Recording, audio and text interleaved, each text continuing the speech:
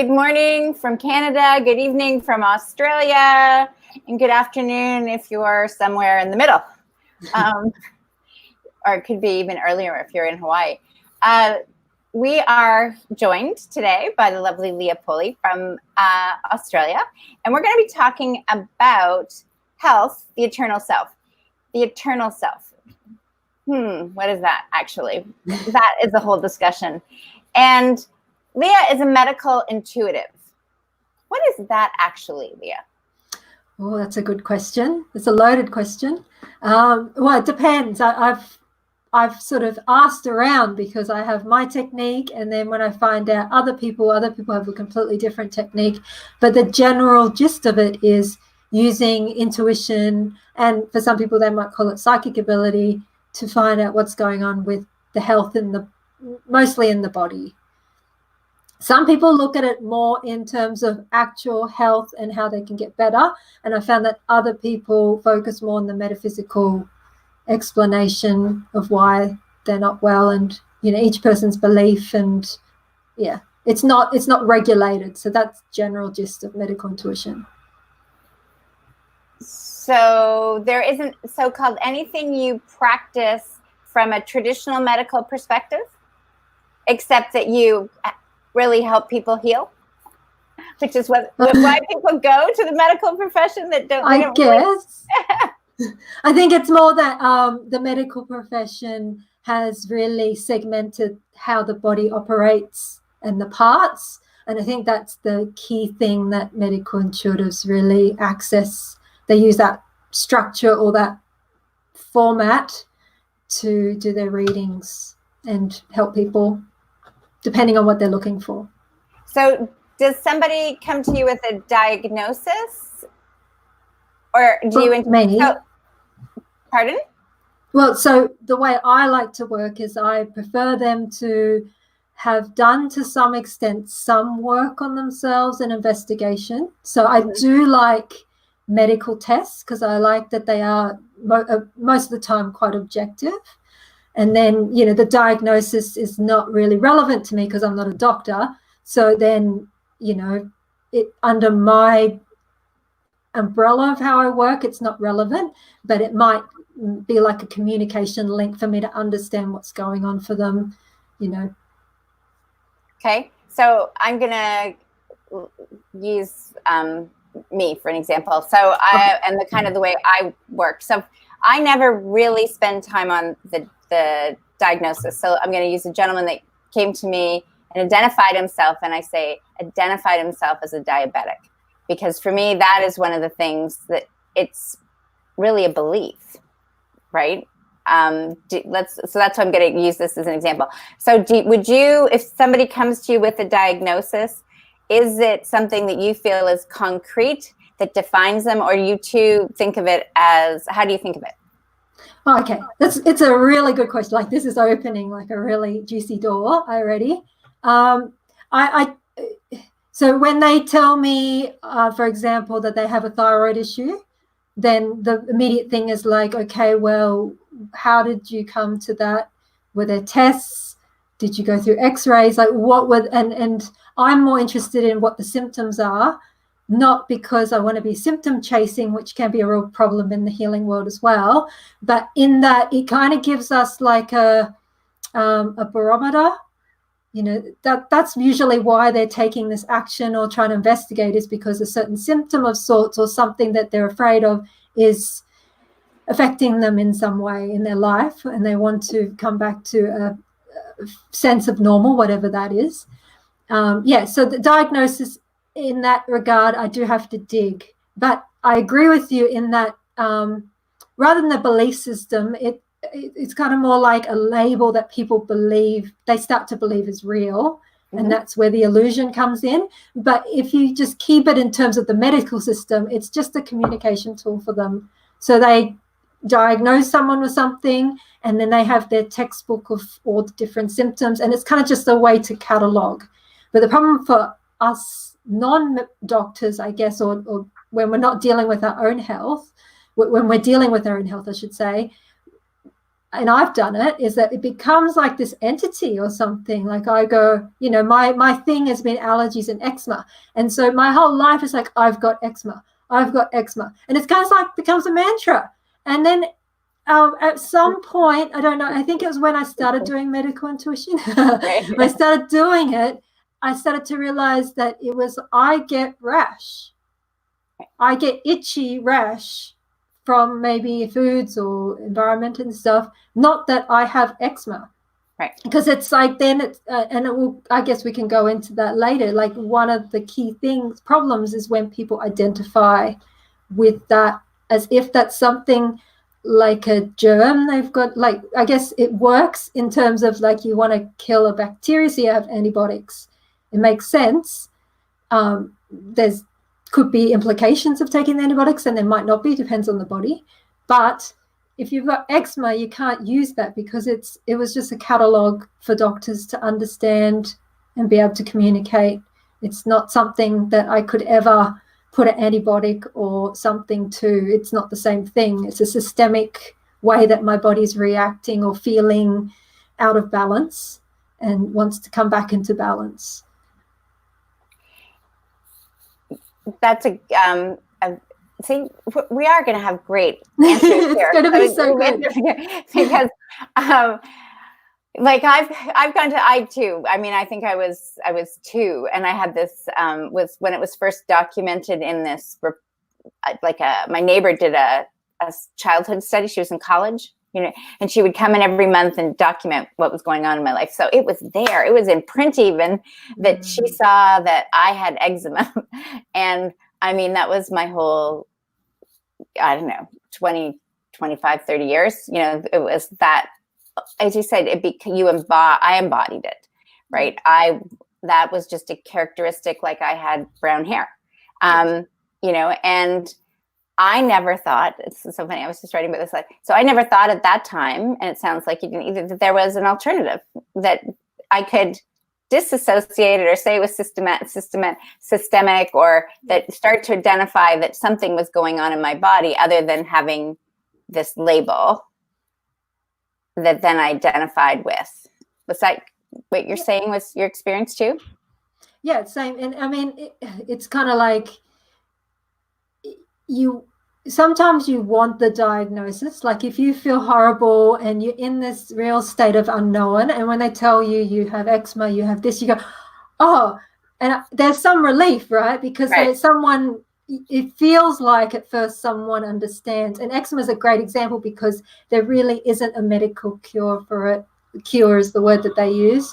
Right. Whereas you might say that for scurvy, which is defined as a deficiency of vitamin C, then there's kind of a cure. You take the vitamin C or you change your diet. Like it's kind of clear cut. Eczema is not so clear cut. Possibly from my own reading of myself and around that, like there's different root causes that are causing the same symptom. There's certain, like there might be some key things, but there's different root causes to that, and they're presenting as the same thing, but they're actually not. And so you can't find a blanket cure, if you want to use those words. Where was I going with this? I'm not sure. We're going on the track of the way we're going. So we're talking about, and it's a good example of, I think, what we were just talking, identifying with what the situation is. And so when you identify, you did have, I remember, getting that sense of, you go to the doctor, they identify, they go, yes, this is it. You go, great, you're going to give me this. You're going to put the cortisone cream on, right? It's going to take the itch away. I'm going to be all better. I mean, most people, that's why they're going to the doctor, to get relief. It's when they're in those situations where they have been going and they're saying, look, there's still something wrong with me. That usually leads them to alternative or complementary therapies, right? Because they haven't got, and many times. Some people might start that way, but a lot of times that was, I guess maybe because that was my journey. How did you go from traditional medical doctor, with, let's say for eczema, on your journey to medical intuitive? Oh, well, I guess in between that would be alternative stuff as well. So I was diagnosed I guess, when I was a 5-week-old baby. Or no, the symptoms appeared when I was a 5-week-old baby, and then I think I was diagnosed at 6 months. So I wasn't quite conscious or aware of the journey. I just woke up, I guess, because that's how I don't remember many parts of my babyhood. Some people I've talked to have told me they can remember right back. I can't remember much until 8. There's all these flashes. So I have memories of being in an acupuncture place when I was 5 and crying because he was showing me the needle. I don't know why he'd show a kid the needle. But anyway, he was trying to be kind. He was a very kind acupuncture. Yeah. I've had all varying types of acupuncturists in my life because I've had old school Chinese and Western. And so, yeah, my parents were basically on the journey. My mum predominantly, but then they did look up the Western. They looked up the complementary or alternative, you could use those words. The medical intuition, that was... that came as a surprise, really. That was not where I thought I would go or need to go. I went down, so I was really interested in natural therapies. You went to the doctor. They said, well, there is no cure for eczema. And then at some point you go, that's BS. I can't, like my whole life, this is, everybody has varying degrees of eczema. So people who have like a small patch now and again, they probably won't feel cold. But when your life is falling apart because you've got oozing eczema and you're ashamed of how you look and everything, and I guess it's been for such a long time that it feels like this challenge to fight this enemy of eczema that doesn't even exist in the first place. But that's how it goes. Then you go to natural therapy. I did kinesiology and I had some good results. So I had like good results, and then I would go backwards and I'd have good results and go backwards, and I'd try new therapies and things like that. And I mean, it was all part of the journey, obviously. But then one day this idea downloaded and I started playing with it, and that's how the medical intuition formed. And I used myself as the guinea pig and got to know myself a lot better in ways that probably been suggested by friends, but I refused to agree with them, like telling me that I need to drink more water and that I need to, reduce my stress. And I told them that was BS. That's not a problem. And then you get told by spirit or source, you're thinking too hard and you're creating static and stress in your body and you're like being slapped in the face. But on a, it's from it comes in through a whole body sense that you go, I can't argue with you. You've just shown me why. And also drink more water. People have been telling me that for years. I guess it's my own stubbornness that kept my suffering going. Anyway, what about you? You tell your story. Okay, well, so the eczema story was for most of my life. And then I went through, in my teenage years, like bulimia and depression, and I was continuing to sleep more and more. And so if I was active or social, I was cool, but I was then having these uncontrollable sleep attacks. And I was going to the doctor from the time I was like 12 saying, do I have mono? Do I have anemia? Like something's going on because I can feel that I'm just becoming like more sluggish. And there, nothing. And then I remember I finished high school a semester early, and I'd moved out of the house, and my lady friend I was staying with, she was taking diet pills. And she said, they're diet pills. And I was like, so naive, right? I was like, sure, I'll take some of those. That's a great way to lose weight. Well, really, it was just like speed, And after 4 days of being on those, I had like a convulsion. And I called the doctor. And so they ran some tests. And they go, oh, you have epilepsy. And we're going to give you drugs to combat that. That's going to make you tired. And I was like, no, I took something that didn't agree with my system, and there's no, and then I literally reamed out my doctor. I said, I'm about to go to university, and I will never, I managed to get honors in high school, but I will never get through university without being able to stay awake and read. And, and so they finally sent me to a sleep lab, and doctor there, the psychologist, was like, wow, you're the fastest person to go into REM that he'd ever seen. That went through the sleep latency tests in the day and the evening, and they was like, oh, you've got narcolepsy. And I was that, yay, hallelujah, praise God. You're going to give me something. Yes, I've got narcolepsy. Oh, no, wait a second.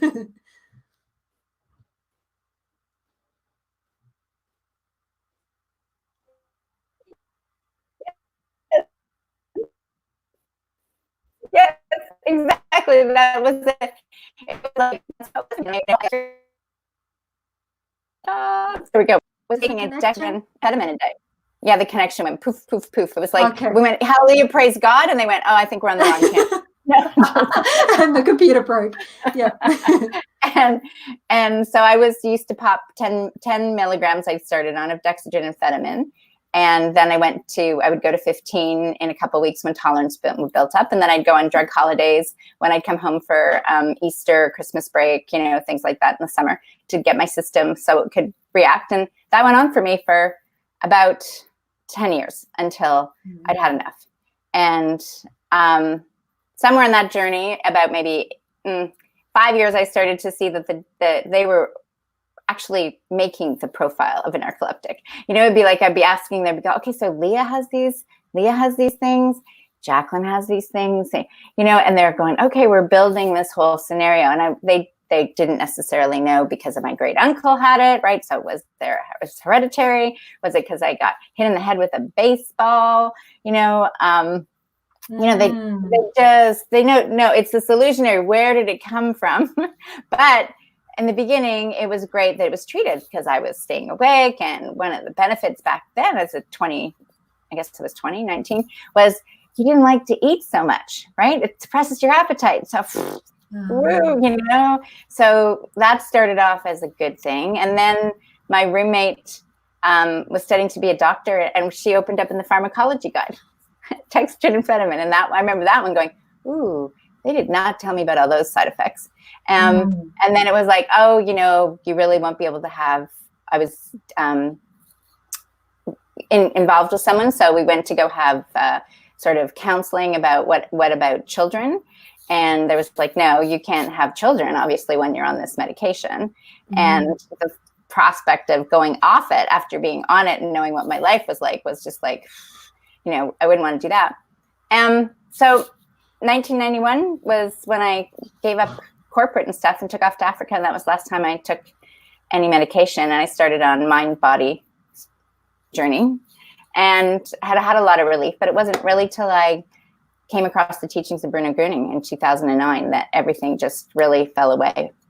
So that's really what I say to people now is when they went back to my friend that was a diabetic that I met, I'm like, so do you want to be healed? And he's like, well, God's using my diabetes and to help people. And I said, so do you want to be healed? And he said, well, the people in Haiti are praying for me. And I said, so do you want to be healed? And he's like, huh, God sent you, huh?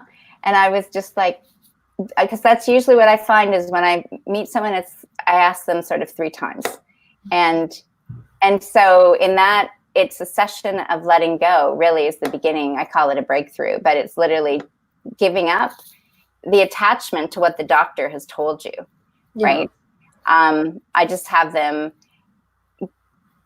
because they've owned it for so much, want to let go of it. And then what would that be like if they got rid of it? Because most people then wouldn't have a clue, because I couldn't imagine my life now. And like when I drive 18 hours, because at one point I couldn't drive more than like 2 hours. I'd be like nodding off sometimes, So now it's like, I remember when it first started happening, I don't know, maybe 7 or 8 years ago, I was like, wow, this is what people are talking about. You just get in the car and there's never a thought, it's just like, wow, you really do live in a whole other world. Yeah, it is. So health to me is about the eternal self, right? When you made reference to me, it's like when the eternal self, this presence that exists before you and I, or however you want to talk it to it in the scientific consciousness quantum field, that energy is healthy. Yeah. And so if we tune into that, then we end up emanating that. Yeah, I kind of think of it like the eternal self, or the self that rides between bodies or lifetimes, you could say.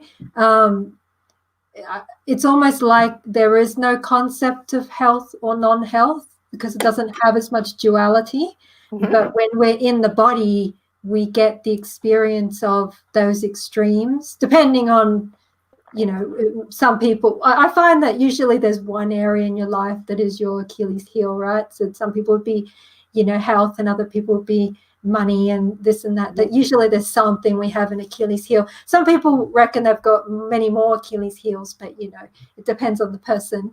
But yeah, for me, health has been that Achilles heel, where it was like you grow up identifying with it, but seeing people around you as not having it, and then suddenly there's this discrepancy that makes you unhappy with the whole thing. And I agree with you with the resistance. So when you talk about the 3 questions, like if as soon as someone even mentions me getting better or wanting to help me, it's like all those times of where there were struggles, it's almost just like, back off. I don't even want to receive what, even if it's beneficial, because of the potential downfall, I guess you could say.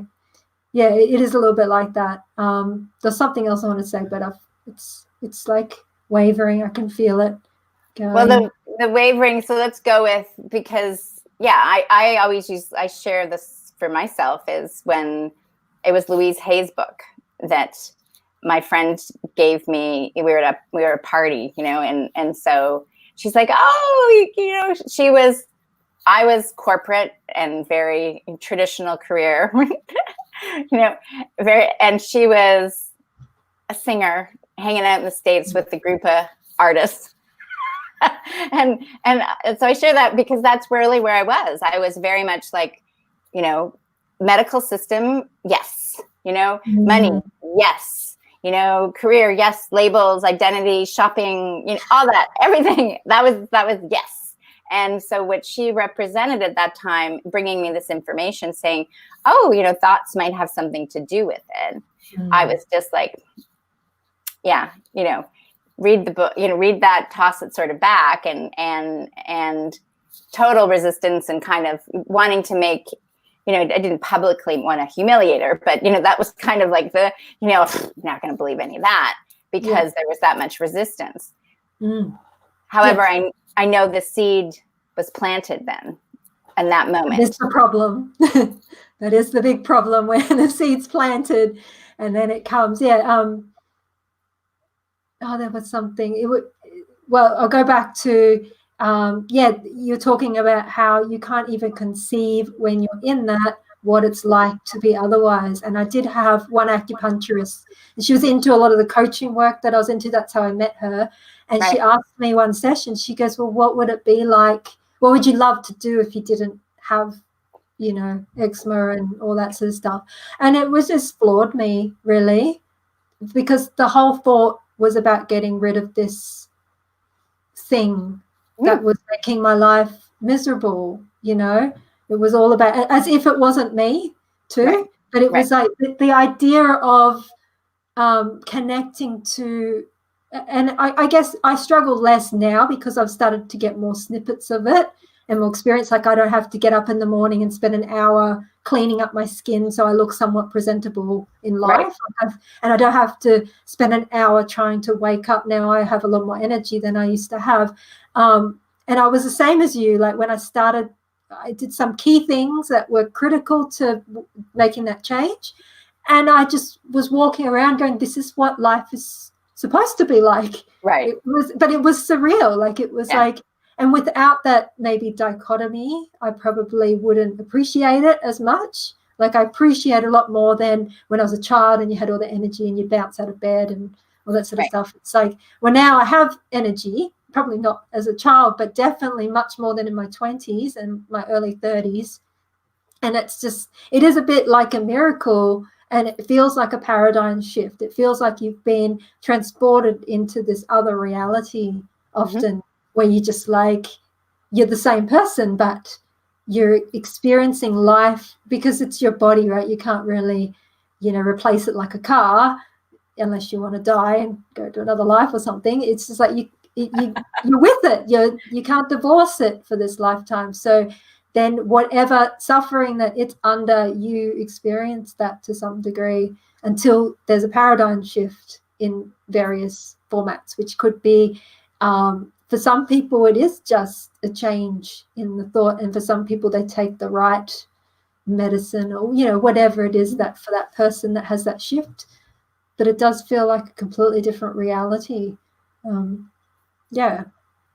And on that different reality, I feel like that's kind of what, there's sort of two key camps going on right now on that.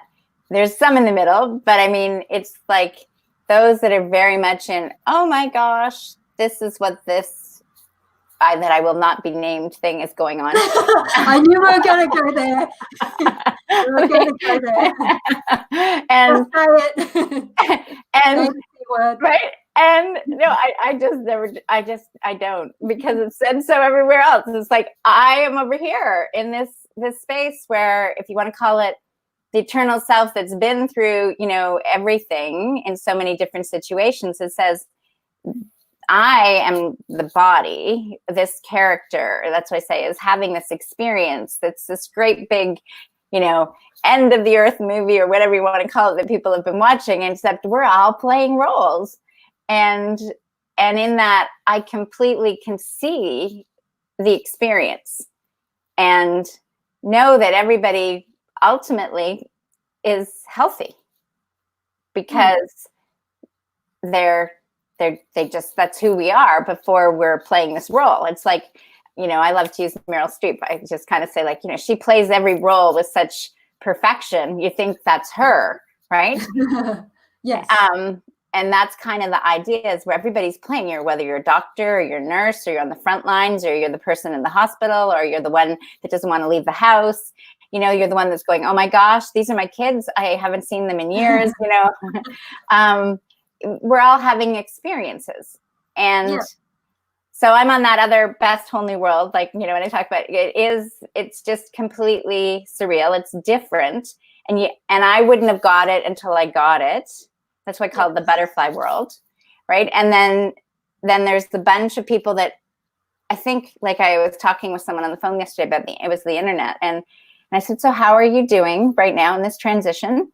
And that's really what I call it, transition or transformation. And she says, pretty good. Everybody's healthy. And I said, then what do you really feel about the whole thing? Right. And she's like, I think it's going to be good for everybody. Right. Where nature's coming back, and I feel that if anybody that I've really given space to let them express, there's something that leans towards a positive outcome. And it's almost then like, if I say, well, yeah, I think it's going to be positive, right? Overall, like, there's going to be this breakdown, right? The shell has to break open on the seed, right? Before you plant the seed, then it breaks open and grows roots and da-da-da. We have lots of metaphors, but to actually experience it as a whole altogether is quite amazing. Like, even solstice, we came together at solstice, but it was like summer solstice or winter solstice. We all are experiencing the dun dun dun at the same time. Yeah, I'm kind of in the unknown about, like, it's kind of gotten to the point where if it hadn't lasted as long, we could have gone back to how we were, but it's kind of lasted that little bit too long that I wonder how. I'm kind of curious more than I know what's going to happen on the other side, but right. I'm curious to see how our priorities have changed when we come out the other side, and also how, also what kind of habits, like this social distancing. My town, they're absolutely, like, the retail shops have got it all set up, but the actual people have no idea about social distancing. I'm trying to walk through Coles today, and I'm trying to like navigate people, and people are just standing in the middle of the aisle. But that's my town. My town is a bit of a sleepy town like that. They've always been like that. And then there was this group of 3 women talking about a meter apart, but their trolleys were on the other end, and no one could walk past unless we had to walk in close. Nobody, like in the end, while they're taking it on to some degree, they're not completely hypervigilant where I'm at in my town. Well, the key people, there's other people with gloves and masks and stuff. Right. But I do wonder how things will shift. It's gotten to a point where, I mean, I slept the best I've had since the whole transition is what do you call it? I was going to pandemic. Yeah. We use your lingo, the whole transition. Because of all the panic, like I couldn't shut out the panic, and whether that was a psychological thing or an empath thing, you know, who cares? But that was my reality. I couldn't sleep very well. I couldn't even sleep at night. So when night's my solace, where the world in my area stops, and for some reason the energy wasn't stopping, but it was almost like around Easter, it got to a point of surrender, and that's how I feel. I don't know how other people feel, but I actually slept a whole night. Oh my God, being in sleep debt is not a nice thing, and it does affect my health. But I started to sleep full nights, and I started to feel like I could go. I was having crazy dreams anyway since this whole thing, but now I actually could go into sleep and wake up feeling rested. So I feel like there's been a surrender. And that might be a turning point, like that might be a tipping point in that we can't go back to exactly how we were before. But I am curious to see whether we've, I hate to use the word evolved, risen above the ashes of it. Like, will we rise above the ashes, or will we just create another compensatory type of structure? I'm curious. I don't know. Well, the phoenix rises above the ashes, right? But I think, you know, in terms of what you just said here, it's like, I'm going to tie back the eczema, right? When we've identified and that is it, and your life is about, you know, how to, you know, spend an hour to get presentable with the pussy, you know, all that. Like, for people that have never had eczema, they don't get it. And there's, you know, someone that goes, oh, it's a little rash. You know, yeah, you've got maybe a little rash. You know, eczema is like a pussy thing.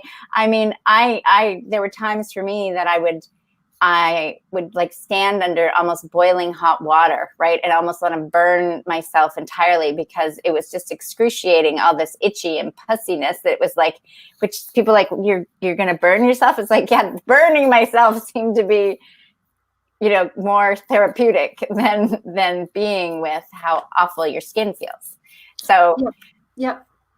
Basically, yeah. I remember once when I was really ill, and I mean, I had to do with that. I was eating foods that I wasn't aware of were making me worse. But I got to the point where basically most of my body was infected and oozing, and I somehow had a little baby and getting to uni and sleeping, because I couldn't sleep at night because you're itching and scratching because of whatever you're reacting to. So then I'm sleeping in the lecture room and I go to uni, put the baby in the childcare, go to the classes, sleep. They called me the girl who sleep before they got to know me. And then, but when I'd wake up and have to stand up, it'd feel like my skin was ripping apart. And that was my experience on, maybe there would be about 10 times in a day that would be my experience, apart from the oozing, the smell that would come with that, and just anything touching it. Oh, it is a bit like, yeah. Anyway, that was another lifetime. That was a long time ago. So let's go with, that was another lifetime ago. And so at the time, you never knew what this lifetime would look like. And so using that scenario, as it seems surreal, you know, now, that is what I feel is going to happen. We don't know. We'd love to sit there and say, well, this is what's going to happen. You know, and that's why I just say I feel it's going to be like a butterfly, because I just feel there's going to be, that's the easiest way that I feel is, for me, I have this new sense of freedom over these years. And it's like, I know my health is fine, right? I know that first for me, it's like, I'm going to die when I'm going to die. And I think the idea when people say, I'm afraid of dying, I do think that idea that you've never lived is it. Because my experience for the last, years is that life is in that moment, is in that space of what's next, right? It's like we go, what are we going to talk about, right? Now, we're being authentic. We're just having a conversation, and we're actually doing it so other people can watch it. And this could be like people having a coffee shop. We're not rehearsing. We're not like, okay, we're going to take two. Everything's not perfect. We're just being. And I feel like that's where the world is going. It's like the time in a sense is collapsing. People are like, is it Monday? Is it Tuesday? I already had that experience because I'm talking to you in Australia. It's Tuesday night versus Tuesday morning, right? It's like, but other people are been so ingrained in their own little space of, this is what I do in my day. I go to work, I drop the kids at daycare.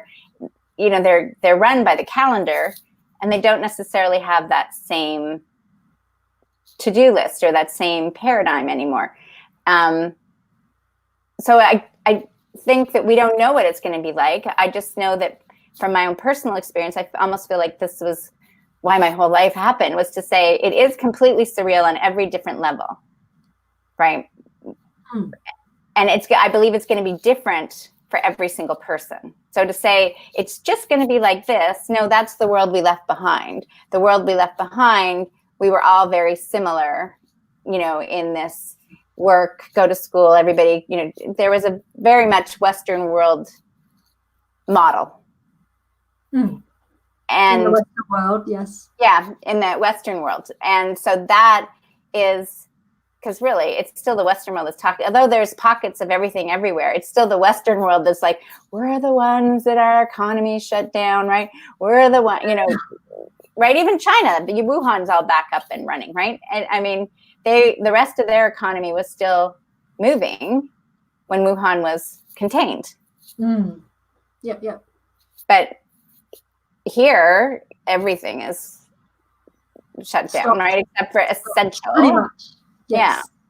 Basically, and everyone's stopping. And I noticed, I did like this meditation where you go into innocence, and I went to my backyard, went to my neighbor's yard because she's away for a month. So I'm watering her garden, and she's got these beautiful little trinkets. So I went there, and then I went down to the creek, and we've had visitors to the creek every day, even though everyone's supposed to be at home. But that's all right. I let that go. But I noticed like these people having a picnic. They had their car and picnic over there, and this family over there, and people were trying to enjoy life even with the constraints that we had. And like you see some videos of people doing those somersaults and doing these crazy music stuff. People are making the best of the situation. But as you're talking about before, it was like, world is going to change.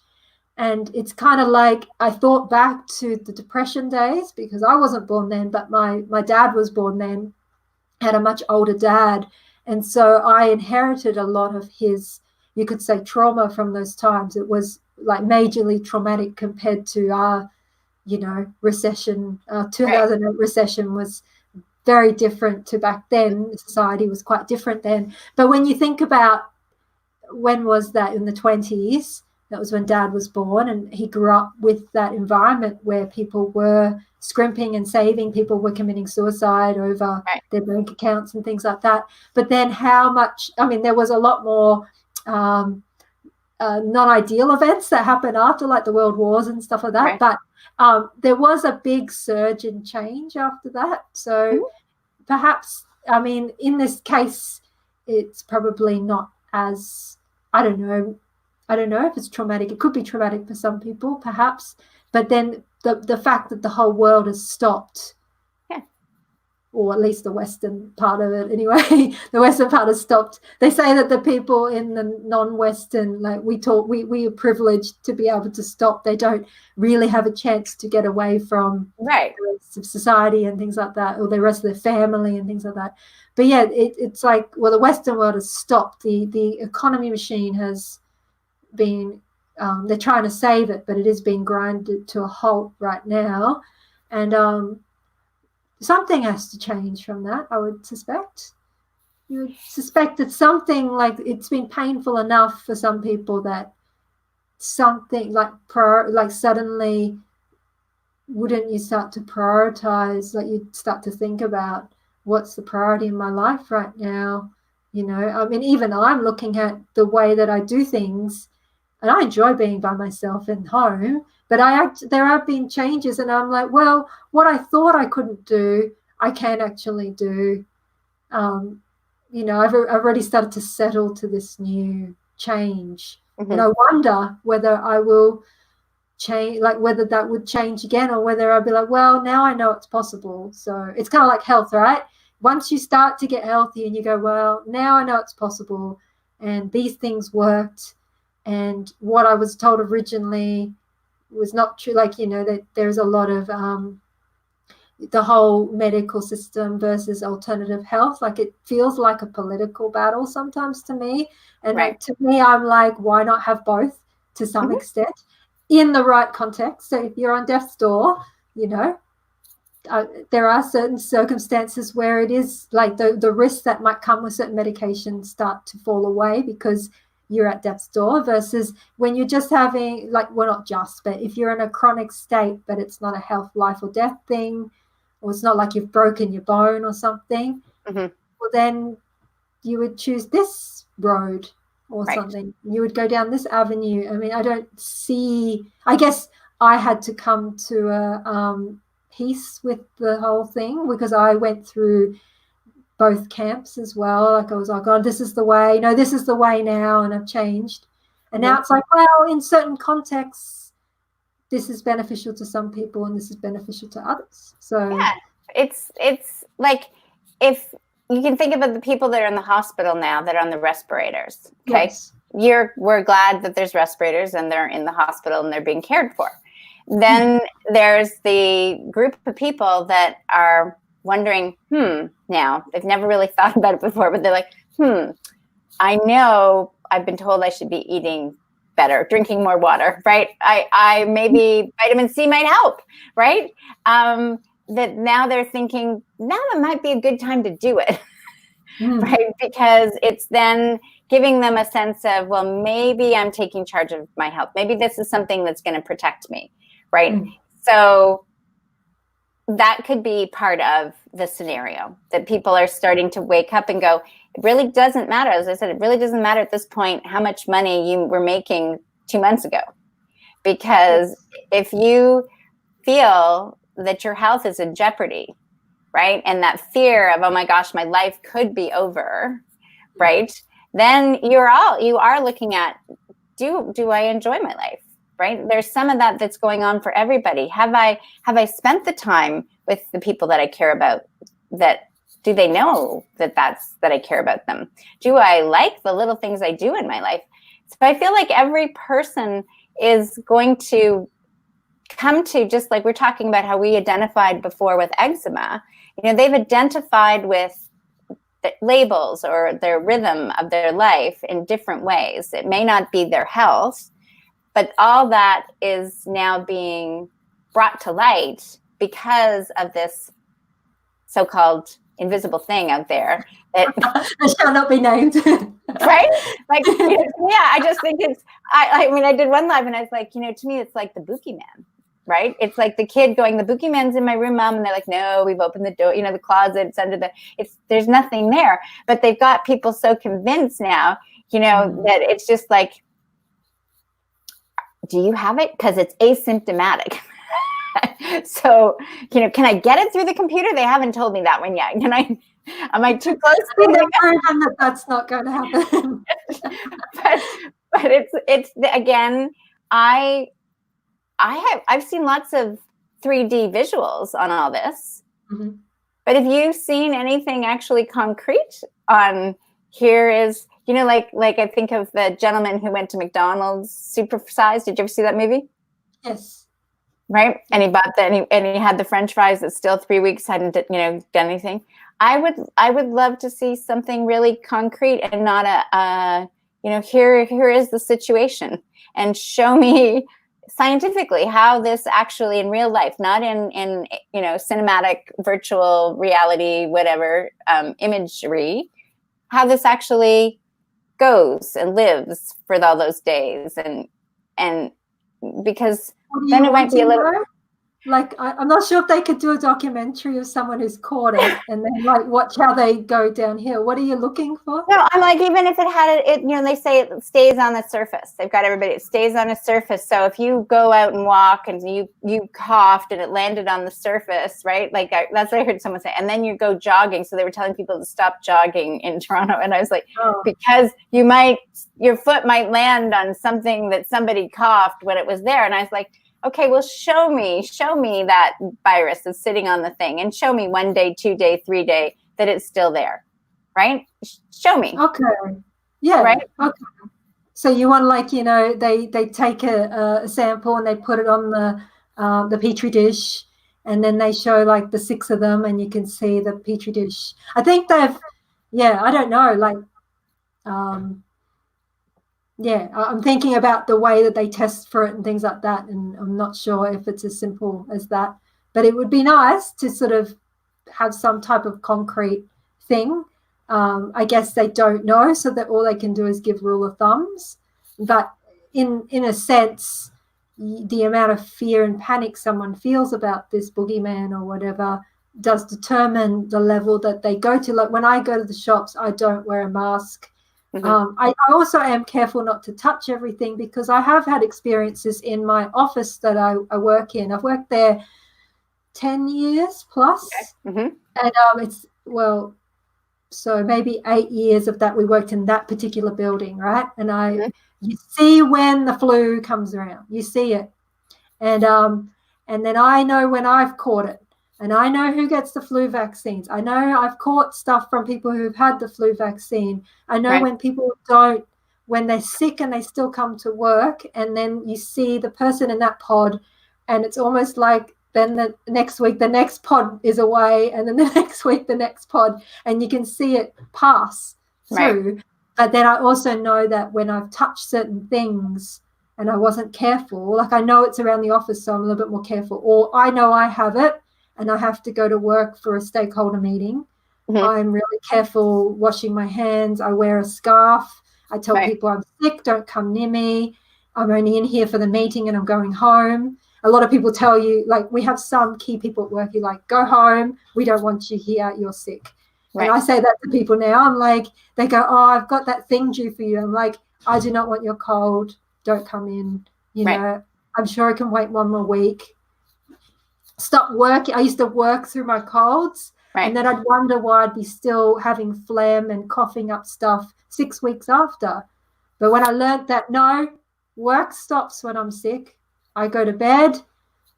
Once my daughter was older, and I don't have guinea pigs now, but there's certain things that had priority. Everything else had no priority, and I slept. Yeah. And I made sure that phlegm didn't go down in my throat, and I was careful, and then I'd be better within a week. So, and, take care of yourself in terms of vitamins and minerals and things like that. So, I mean, there are different experiences with this. And this other that shall not be named may be a little bit different, but it's not really. People have been comparing it to the flu, even though they're different families, but they operated similar enough ways that people want to compare them. And you get sick the same way through some type of contact. Yeah. So. Now, I'm just going to, so is that really the case, or have we just as a society bought into that belief that that's how, because the experience, you've seen it go from pod to pod, right? But at the same token, as you mentioned before, you're very empathic, right? Which makes probably a very good intuitive, because you can feel so much in one respect. So there's an identification there. But is it that maybe we all have some element of empathicness because we're all connected in this oneness? So it's very easy for us to identify with what someone else is feeling, versus we're catching a virus. Like, to me, this idea still of health, that there's something outside us that's going to get us and that we have to be protected of, is what's in one way being healed. Because that to me is like, we can do everything else, we can upgrade everything else in our way of being, but still this, just someone can come to you with any sort of health issue, and you can help as a medical intuitive, help them move through it. But yet this this thing, right? We're still operating like we have to beware. And yet we know that those that do there's plenty of people that have come in contact with it that don't even test positive, right? Like they've been around people that have had it and they're fine. So is it that the same, like you were saying about the anxiety or panic, whichever one it was, because I've had moments, the same thing. It's like I've been just saying to people, the most important thing to do right now is to make sure that you're rooted in spirit. Whatever your beliefs are, that you take the time and you're rooted in that, because the energy, whatever you want to call it, the thing of it isn't so much the thing that won't be named, but the energy around it that's causing that then people are identifying with, and that is weakening their immune system, or they're using them, right? No, definitely. Like, I mean, well, if you want to try and be scientific, if we want to not get too woo with it, I mean, even the level of stress. What's woo? What's woo? Okay. I love that name. I love the name woo. I don't think it's an insult in any way. I love it. I don't think I'm very woo-woo, but I know people who think I am, because I work with very non-woo, anti-woo. Yeah. I've got very woo-woo friends, woo-woo-woo friends. Woo-woo. So I kind of think I'm in between, but it's all perspective. But I love the word. I think the word's cute, so I don't find it offensive. Right. But I've made peace with this as a natural thing to be able to be a medical intuitive. I believe anyone could if they got taught like the way to focus and what they needed to know. Everyone could be, pretty much everyone. But where was I going? Oh, yeah. So, yeah, if we wanted to get all scientific and non-woo, then, the level of stress that puts on, like, it is stressful. You're worried about something you have no control over, and they can't tell you. Like, you can't shine you can't wear special glasses and suddenly they're like all these red dots and you're like, oh, there they are. Or, someone can like suddenly spray and suddenly you can see it and you can run the other direction. You kind of like not sure ever. So you're under this level of stress. And then they talked about, we saw the lockdown. So then everybody's under that stress. And I had a sore throat. Like I had moments of sore throats. Mm-hmm. And then I'm going, have I got corona? Have I got it? Yeah. And then I know that I do like to notice whether if my husband gets sick and then I get sick, whether we have the same symptoms. Mm-hmm. And then that kind of gives me a clue that we don't have the same thing. It's just that I happen to be stressed or something, and then I've caught it. On a more woo kind of thing, I was looking up a book because I knew we were having this chat, and I was it reminded me of this book. So I went to India in 2010 and for a friend's wedding, and then we went on a trip. One of my friends and I went down to Pondicherry, and there was an ashram there with which was dedicated to Sri Aurobindo and the mother is, and I happened to buy the book. Now I found the book and it's an ebook on the web. But at the time I was like, I couldn't believe how lucky I was to get a hand on these books.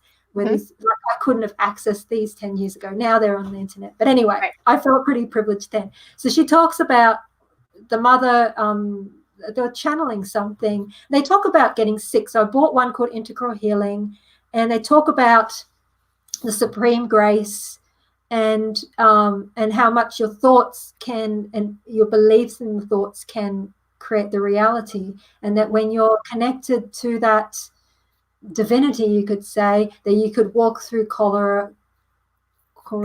I don't know how to say it. Yep. You could walk. I didn't know if that's right, but anyway, cholera. Not Corella's the the Dalmatian person. And you could be walking through the plague, and you would be fine. Mm-hmm. But they also say that it depends on the level that you've instilled that in your being. So someone who is not at that level where they've instilled that and gone through the work of being able to, you can access that divine will in themselves. They said it's better that you go see a doctor because you believe the doctor's going to cure you and you're going to get better that way than trying to get you to that point where you could be unaffected. So there is like a vibrational difference, and you can't really know that till I think you've gone there and looked back in hindsight. Otherwise, it's just woo stuff, and people are like, what the hell are you talking about? They also said something interesting, and I was trying to find it last night, and I might have got mistaken, but anyway, it worked for me.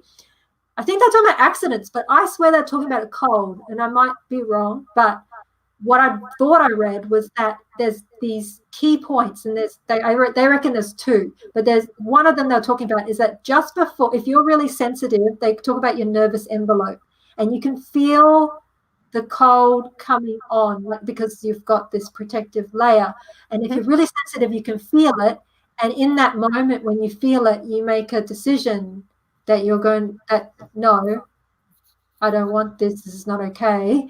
And it's almost like it can't hit you. Right.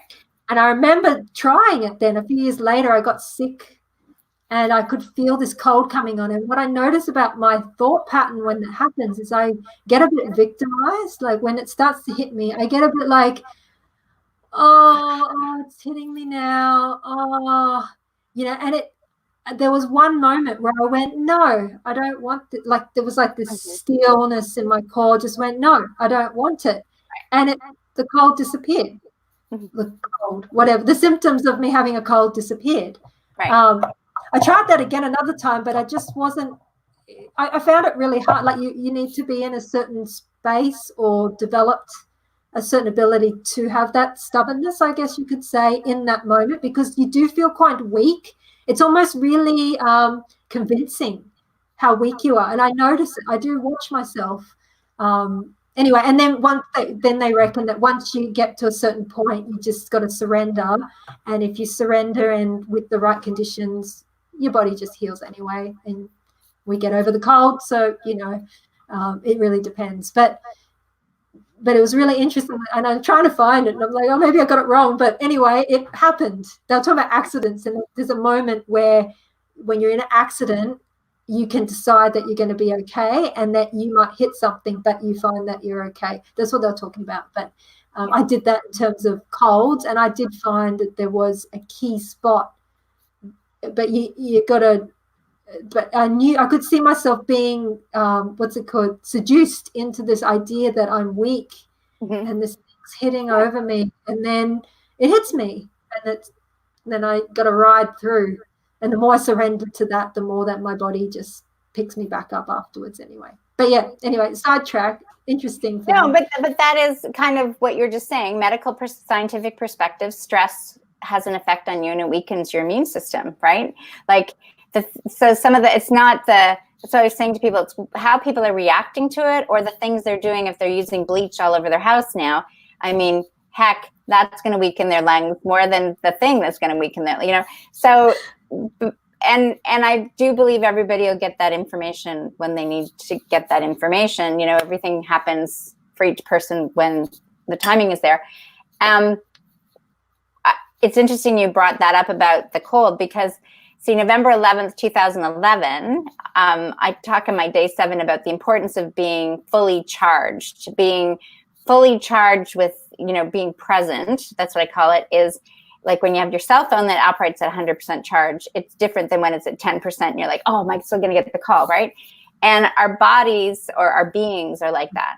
And that morning I used to ride my bike, and I would, my lab, I would hold them on the leash and run them through the neighborhood. And he cut across my bike and I smashed my skull on the pavement. I didn't have a helmet on.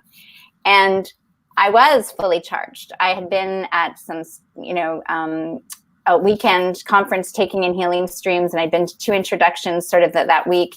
So I was immediately, it's just in that moment that crashed, I just said, I don't accept this, right? Like I didn't connect with the woman and the dog that sort of, because I didn't want to take in her fear, that whole idea, right? Because as you say, when you saw the flu, jumping from pod to pod, people's emotions emit, right? They're sending out their own woo. And I do feel like that's why so many people that are empathic have, for such a long part of their life, felt victimized, because everybody else is sending out their stuff, their grief, their fear, and their sadness. And it's like, wow, we're getting bombarded by all these vibrations. And that's where now I like to use the exactly like test, the lighthouse. Because when you're a lighthouse, you're strong enough and you're sending the light out. So the others that are having their issues are either wanting to come your way and, you know, that's being transmuted, or they're heading off in different directions. But that was... It's a good point. Yes. I had that recently, very recently, where I felt like I was being bombarded, and mainly because I think of myself as empath, but I feel like I usually have a very good, like, while I can feel it, it doesn't affect me. Mm-hmm. It's not like I'm absolutely taken over by it, and I'm not seduced by it usually. But in these last weeks, when the transition happened, I'm now using your lingo, the transition happened, the lack of sleep really wore at me to the point, and then I'm trying to manage something, and I'm feeling people's confusion and energies, mm-hmm. and I started to get affected, and then I started to feel victimized by it, which I guess I understood very quickly because it's not a normal thing. But if I got used to being that way, I would buy into that story over and over again. And I processed through it. And I think once I had that sleep, that started to bring me back. And so as you're talking about the lighthouse, if you feel like you're here to be there in service to the world, or to bring something to the world, how important it is to take care of your own health. Like, you know, the foundations of the lighthouse need to be solid. Otherwise, the waves will crash and you'll tilter and the light's going to go everywhere and everyone's going to crash then afterwards. So, but I just see it so often with healers, right? Healers, light workers, that they don't take care of themselves. They have a tendency not to. They have a tendency to care for other people. And that they seem to forget themselves in some way, when it's so important to build yourself up, you know, from the inside out. I'm going to become you by the end of this conversation. No, we already are one. We're already one. We're just different expressions. Again, that's one of the reasons, like, I never call myself a healer. You know, other people have identified with that, but I feel that it source, like the eternal self, right? That presence, that the eternal self goes from place to place, but that self is part of this great big something, right? Whatever people want to call it. I don't care what they call it. But that presence has everything in perfection. So that presence, it's like how I feel. So if I reroute all the way back to the gentleman that identified himself with a diabetic, had been on an insulin pump for 25 years, and never had a blood sugar reading in the 6s, maybe 10 in the 7s in all those years. So in the one beginning session of just one, like, you know, of releasing garbage, as he says, just releasing the garbage and opening up that space of, do we really know what life is going to be like? It's not a law of attraction. It's a feeling thing. What would it feel like if you didn't have to scratch your skin, right? Like, you know, yes. Heaven, you know, like, oh my gosh, give me a day of that, right? You know what I mean? You've been so used to something, it's just hard for you to imagine. Like, if we asked people now, what would it be like if you didn't go to work for a month, right? And they'd be like, you know, but you know, now they have something to sort of experience that's completely different. But so his thing from that, I mean, he also did get on the Peak Performance Pack, which was a group of supplements, but his blood sugar has now dropped. So he's actually had some readings in the 6s. He's going back to his doctor. It's dropped from a 9 to an 8, everything at 7. And his joy and his energy, and he's gone from healthier at 74, that he just had his birthday, to when he was 73, or probably in any other. But it is in the experience of, it isn't just a blood sugar thing, like a symptomatic idea, like the doctor said. It's so many other components of how he interacted with that. What were the payoffs? I always say to people, what is the payoff of having your ailment. Because I know when I had narcolepsy, the payoff was I could say, Leah, this conversation is not very, I wasn't saying, Leah, not enjoying this conversation. I'd just be like, this is a boring date, But I mean, there would be payoffs if I was really honest that got me out of things. But who wants to be that honest with yourself, right? You're just like, so in that process, healing has happened, and I just feel it's been like a heart reset. That's what I like to call it. It's like, turning the computer off and on. It's like turning back on to saying, when you were, this is natural within us, and we just need to get the latest health update that says, we update everything else in the world. Let's just update our concept of health, that it's eternal, because it's linked to the eternal self. Am I getting back to the beginning? No. I'm trying to. Because you've got a body that's got all these intricate parts happening, right? And so when you actually think about someone who's diabetic, say, something's wrong with their blood sugar, but you're not really noticing all the other things that are going right in your body. It's just that one thing is gone out of balance, or seems to have gone out of balance. But then it's like suddenly that's this big thing that we got to deal with. I know that some ailments are more critical than others, like have more consequences than others. Like if you have a rash, you might be suffering, but you don't have to worry that you're going to die, whereas an asthmatic would feel like they're going to die every time they have a big episode. So two different allergic or immune system reactions, but different consequences. But yeah, like there's so many things that are going right.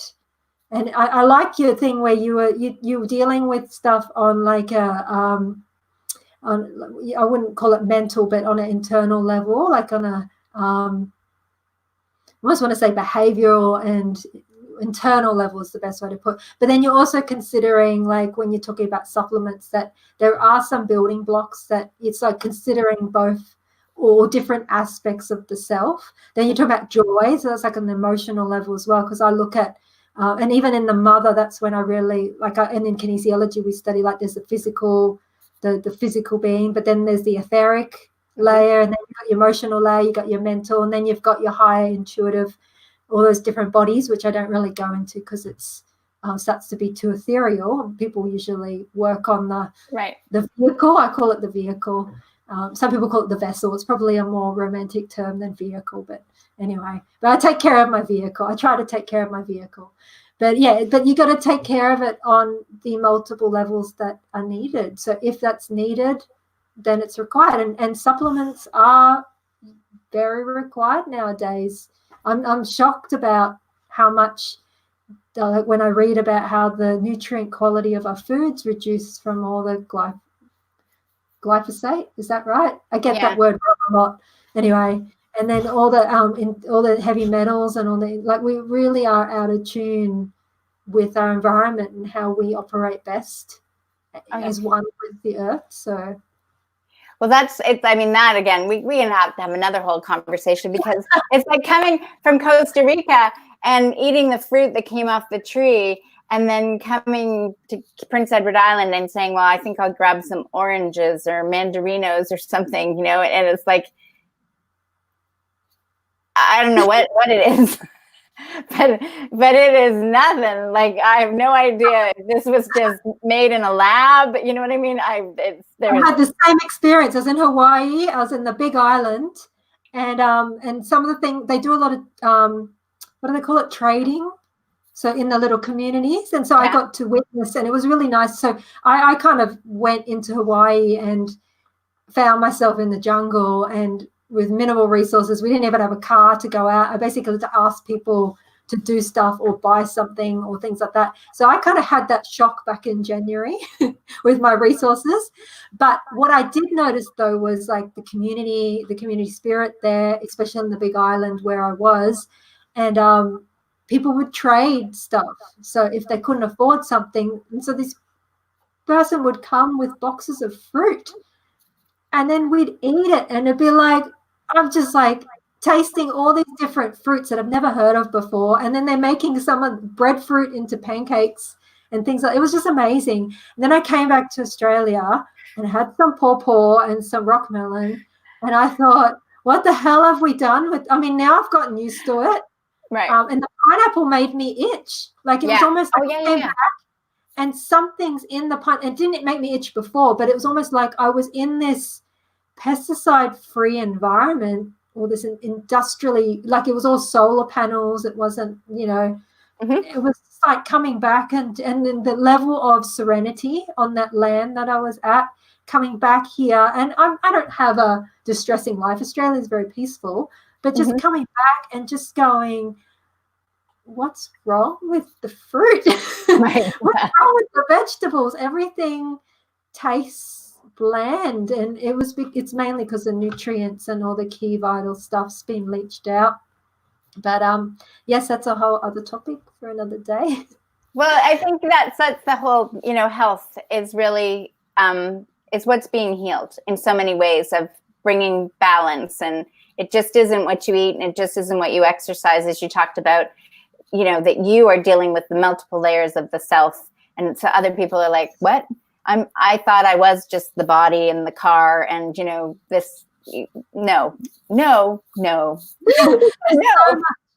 I think that's a major problem with why we haven't made those connections, like in as a society, that there's still like these mysteries of health.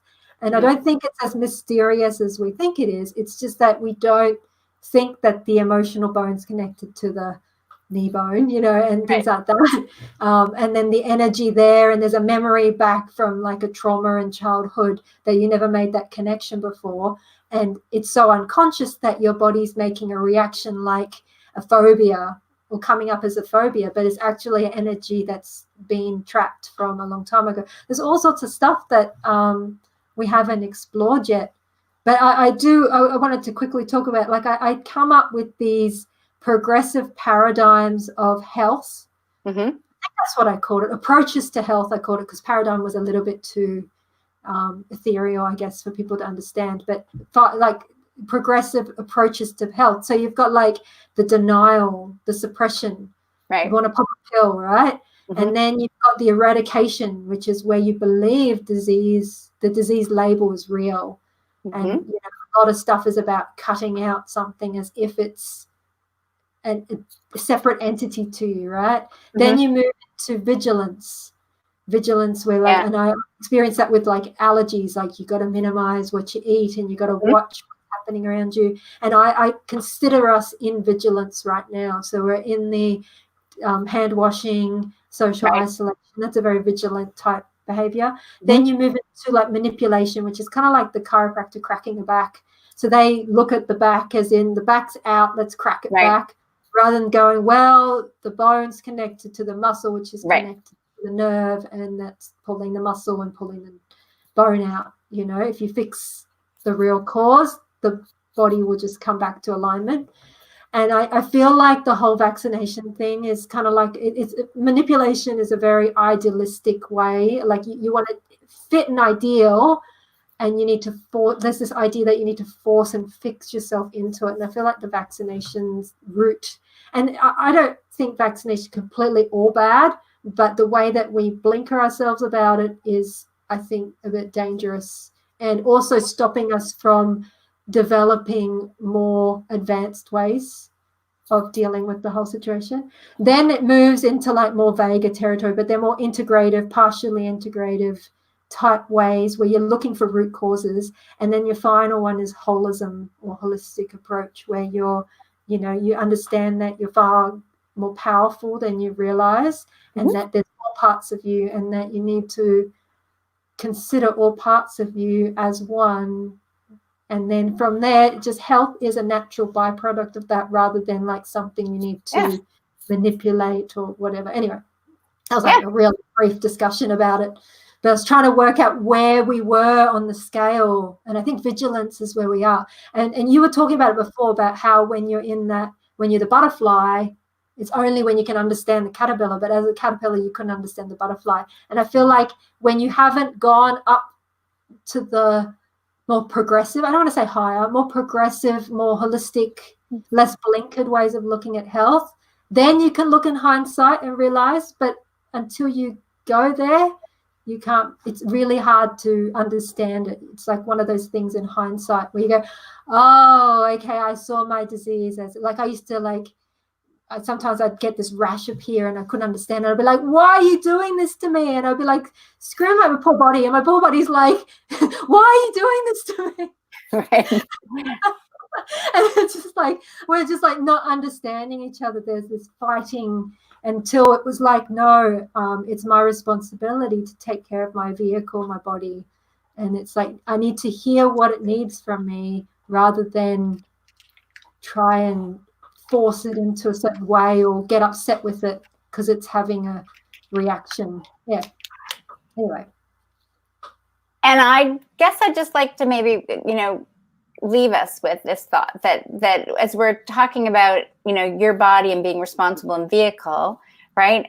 Essentially, Mother Earth is our vehicle. Like the whole planet here is, if we really, that whole idea that we're one and, we're in this, that we're actually moving in that from vigilance, right? We're transforming to wholeness as we go through the process, and vaccines is maybe where we want to talk about the same ideas, that there isn't something that's going to, it's just one remedy that's going to make this go away, right? We're all have to do our little piece of this because we're all transforming it. So we are whole, the whole, and that is where I kind of feel like I'd like to leave it, that we actually are transitioning to true wholeness in each and every one of us. And we are trusting Mother Nature in this process, and everything will be revealed in different ways. And some people will still be in denial, right? But those that are maybe up there, it's everybody's going to pull everybody in a different space, just like creating a symphony. And eventually it all goes, oh, the symphony is done, right? And we're enjoying it, and we're not exactly sure how we got there, but everybody just did their thing. And yeah, synergy and sustainable structures and things like that. Yes, definitely. See, we can go on and on and on. And we're encouraging you to go on and on and on.